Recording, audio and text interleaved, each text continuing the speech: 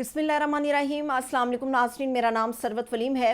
नाज़रीन, इस वक्त भारत के अंदर सख्ते का आलम है और उसकी सबसे बड़ी वजह यह है कि भारत ने आज तक जितनी बड़ी इन्वेस्टमेंट की है कि पाकिस्तान और चाइना को अलग कर दिया जाए, इन दोनों के दरमियान इख्तलाफात को बढ़ा दिया जाए, इनकी दोस्ती जो हिमालय के पहाड़ों से ऊंची गर्दानी जाती है उस दोस्ती के अंदर दरार डाल दी जाए, उसमें भारत नाकाम रहा है।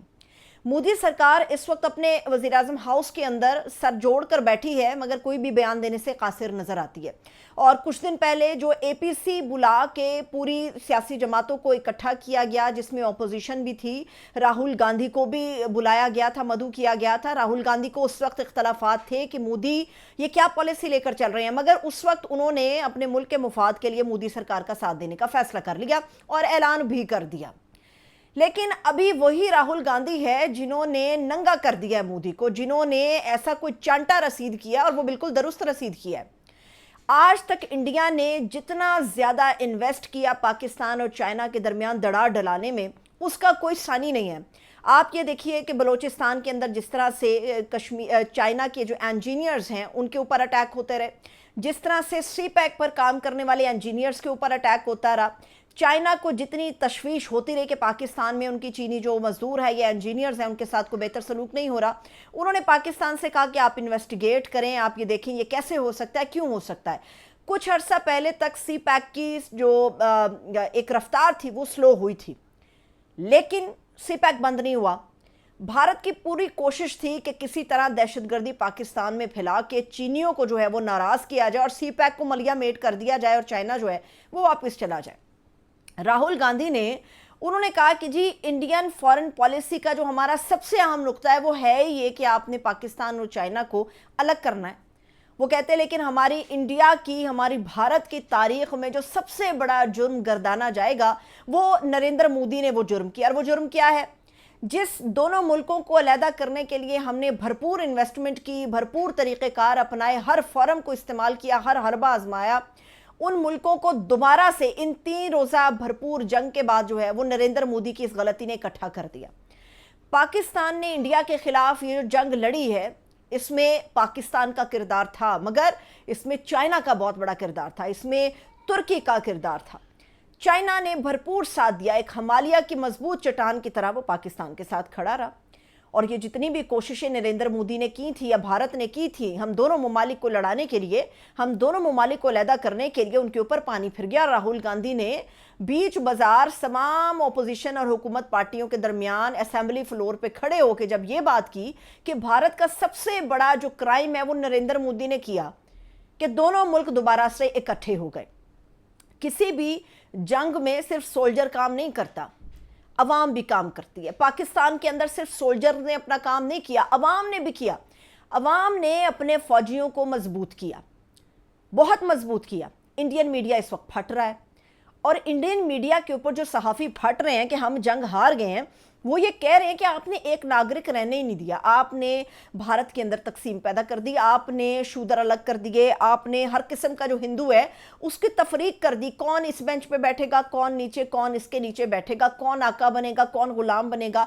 आपने तमाम लोगों के काम बांट दिए कि गंदगी वाला काम फलानी ज़ात के लोग करेंगे, ऊंचाई वाला काम फलानी ज़ात के लोग करेंगे। यही वजह थी कि ना कौम अपनी फ़ौज के साथ खड़ी हुई। और फ़ौज के अंदर भी ये है, जो शूदर तो उनकी फौज में चला जाता है, जो ऊपर बैठने वाला अफसर है वो शूदर को कहाँ फौजी गर्दानता है, अपने साथ की कुर्सी पर नहीं बिठा सकता, टेबल पर उसके साथ बैठ के खाना नहीं खा सकता। तो वो शूदर उन तमाम सरकारी लोगों के लिए क्यों लड़ेगा जब उसको उसका हक नहीं मिल रहा, जब उसको जिल्लत और रुसवाई के अलावा कुछ नहीं मिल रहा, जब उसकी जान जो है वो बिल्कुल ही सस्ती है, तो वो क्यों लड़ेगा? ना वो अपनी फौज के लिए लड़ेगा, ना वो अपने मुल्क के लिए लड़ेगा, वो तो अपनी तनख्वाह के लिए लड़ता है जो महीने के महीने उसको मिलती है। फिर चाहे जलालत उसको फौज में बर्दाश्त करनी पड़े या आम किसी भी तबके में बर्दाश्त करनी पड़े, वो बंदा क्यों लड़ेगा? पाकिस्तान जो है ना तो यहाँ पर तबकाती तकसीम है, चाहे वो फौज के अंदर हो, चाहे वो हमारे आम तबकों के अंदर हो। हमारे यहाँ जो तकसीम इंडिया में नज़र आती है ना कि ये हिंदू है, ये मुसलमान है, इसको अलहदा कर दो, इसको अलहदा कर दो, आपने इसके साथ बैठ के रोटी नहीं खानी, आपने उसके साथ बैठ के खाना नहीं खाना। इंडिया में ये तकसीम है, पाकिस्तान में नहीं है। पाकिस्तान के अंदर जो हमारी हिंदू बरादरी है उसने बड़ा अहम किरदार अदा किया। اس نے پاکستان کے لیے دعا کی, اس نے پاکستان کی فوج کو سراہا, اس نے پاکستان کی مضبوطی کے لیے ہاتھ اٹھا کے ہر پلیٹ فارم کے اوپر وہ آگے بڑھا. پاکستان کے اندر رہنے والا مسلمان تو ہے ہی, لیکن یہاں پر جو ہماری عیسائی برادری ہے, ہمارے کرسچن بہن بھائی ہیں, انہوں نے بھی پاکستان کے لیے جو ہے وہ سردڑ کی بازی لگانے کی ٹھان لی, کیونکہ یہاں پہ طبقاتی تقسیم نہیں ہے. بھارت کے اندر سب سے زیادہ مرچ اور لیمو کب لگا؟ اس کی سب سے اہم وجہ یہ ہے کہ جب ہمارے ایک پائلٹ نے ان کو ناکو چنے چبوا دیے. یہ جو راجوڑی کی ایئر بیس کیمپ ہے, یہ برباد کس نے کیا؟ یہ ہمارے ایک مسیحی جوان نے کیا, ایک مسیحی جوان نے کیا. حیرت ہوتی ہے بھارت کے اندر کہ کیا واقعی مسیحیوں کو پاکستان کے اندر کوئی طبقاتی تقسیم نہیں ہے. یہ ہمارے اداروں میں آپ چلے جائیں, ہماری فوج میں آپ چلے جائیں, ہمارے کسی بھی محکمے میں آپ چلے جائیں, آپ کو طبقاتی تقسیم کہیں نظر نہیں آتی, کہیں نظر نہیں آتی. کامران بشیر جو کہ ایک مذہب کے لحاظ سے آپ کہہ سکتے ہیں کہ مسیحی ہے, کرسچن ہے, اس نے راجوڑی کا ایئر بیس کیمپ ہی اڑا دیا بھارت کا. وہ نوجوان, وہ شیر جوان ہمارا ہیرو ہے. اس لیے نہیں کہ اس نے یہ کر دیا, اس لیے کہ وہ فوج کا آدمی ہے, اس نے فوج کے لیے کام کیا, اس نے اس ریاست پاکستان کے لیے, اپنی دھرتی ماں کے لیے کام کیا. انڈیا کے اندر جو ہار ہوئی ہے اس میں طبقاتی تقسیم کا جو عنصر ہے وہ سب سے زیادہ ہمارے سامنے آ رہا ہے. ابھی تو انڈیا کے اندر نمبرز جو ہیں وہ چھپائے جا رہے ہیں, لیکن جتنے بھی ان کے فوجی مارے گئے ہیں ان میں جو اکثریت ہے وہ اس ذات کی ہے جس کے ساتھ نہ تو سرکار اچھا برتاؤ کرتی ہے, اور ہر وہ سیکٹر, ہر وہ بارڈر کا حصہ جہاں پہ مرنا ہوتا ہے وہاں پر چھوڑ دیا جاتا ہے. چھوٹی ذات, چھوٹے طبقے کے جو فوجی ہیں ان کو وہاں پر بھیج دیا جاتا ہے. یہی وجہ ہے کہ بھارت کے اندر اس وقت جو ہے وہ عجیب سکتے کا عالم ہے کہ ہوا کیا. اب نریندر مودی, ہمارے تو وزیر اعظم نے اپنا سٹیٹمنٹ جاری کر دیا. بھارت کے اندر بیٹھنے والے جو لوگ سین وائسز میں سمجھے جاتے ہیں, جو امن کی بات کرتے ہیں, امن کی آشا کی بات کرتے ہیں, ان لوگوں نے تو کہا ہے کہ ہمیں مودی نے ایک ایسا زخم دیا ہے جو بھر نہیں سکتا. لیکن یہ زخم لینے سے پہلے بار بار ہم متنبع کر رہے تھے مودی کو کہ مودی ایسا مت کرو, ایسا مت کرو. یہ 71 والا پاکستان نہیں رہا, سال 2025 کا پاکستان ہے. یہ 71 والا ماحول نہیں ہے. پاکستان کے اندر جو جدید ہتھیار ہے وہ موجود ہے. یہ ہم بھی نہیں کہتے, یہ آپ لوگوں کا جنرل بخشی کہتا ہے. بھارت کے اندر جو جنرل بخشی ہے اس نے پہلے تو بہت زیادہ اٹھایا اپنے ملک کو, مودی کو اٹھایا, اور جو پروپیگنڈا ہو سکتا تھا کر دیا. لیکن اب جب دھول چٹائی ہے پاکستان کی فوج نے, تو جنرل بخشی وہاں پر بیٹھ کے کہہ رہا ہے کہ پچھلے 6 مہینے سے جو پاکستان کے پائلٹ ہیں وہ F-35 فائٹرز کے اوپر جو ہے وہ پریکٹس کر رہے ہیں. پچھلے 6 مہینے سے پاکستان جو ہے ایک پھٹیچر ملک ہے اور سوا ستیاناس اکانومی ہے پاکستان کی, اس کے باوجود بھی 5ویں بڑی اکانومی کے اوپر یہ غالب آ گیا. کیوں غالب آ گیا؟ اسی لیے غالب آ گیا کیونکہ یہاں پر ہمارے لوگ اپنی دھرتی ماں کے لیے لڑتے ہیں. یہاں پر ہمارے لوگ بغیر کسی طبقے کی تقسیم کے لڑتے ہیں. ہمارے ہاں ہر قسم کے لوگ پائے جاتے ہیں, مگر جب قوم کے یکجا ہونے کی بات آتی ہے تو وہ ایک ہو جاتے ہیں, وہ ایک پاکستانی ہو جاتے ہیں. اس میں کوئی ہندو نہیں رہتا, کوئی عیسائی نہیں رہتا, کوئی مسلمان نہیں رہتا, وہ سارے کے سارے پاکستانی بن جاتے ہیں. یہی قوم تھی جب متحد ہوئی تو ہم نے اپنی فوج کے حوصلے کو بڑھایا, اور دیکھیں ہماری فوج نے دن ہو یا رات ہو, دھول تو انہوں نے چٹا دی اور ساری کی ساری چٹا دی. آج میجر گورو آریہ کہاں پر ہے؟ آج جنرل بخشی کی وہ بڑکیں کہاں پر ہیں؟ آج وہ بڑے بڑے جو سابقہ جرنیل بھارتی میڈیا پر بیٹھ کے بک بک بک کر رہے تھے, آج وہ سارے کہاں ہیں؟ وہ غائب ہو گئے. آپ کا میڈیا کنٹرول ہے, آپ کا میڈیا سچ خبر عوام تک پہنچاتا ہی نہیں ہے. اور پاکستانی تو الگ ہے, بھارت کے اندر جو جنتا ہے وہ بھی اس چیز پہ بڑک رہی ہے کہ آپ لوگوں نے یہ کیا کیا. جنگ کرنی تھی تو کچھ دھڑلے سے کرتے, مار کھا کے بیٹھ گئے, یہ کیا کیا.